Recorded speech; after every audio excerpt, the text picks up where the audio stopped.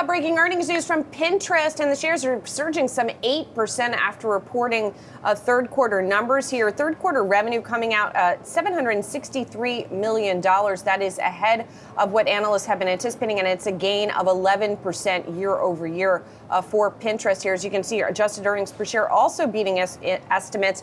And the company said third quarter monthly active users rising to 482 million.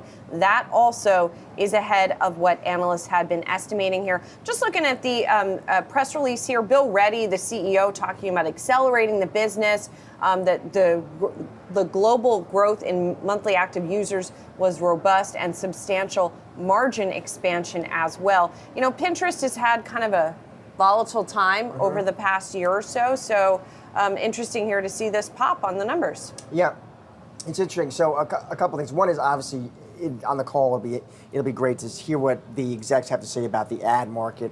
But really, when you step back here, so we had Alphabet and Meta and Snap, and they all reported accelerating ad revenue growth. So I'm interested to see the kind of trends the execs see, not just now, but looking ahead in that market. Also remember, Julie, Meta and Snap on their calls, though, they did pointedly call out geopolitical risks, the Israel-Hamas war specifically. So I'm curious to see whether that comes up on the call as well. And another big one here is going to be that Amazon ad partnership and what kind of tailwinds they are executives seeing in the quarters ahead, too.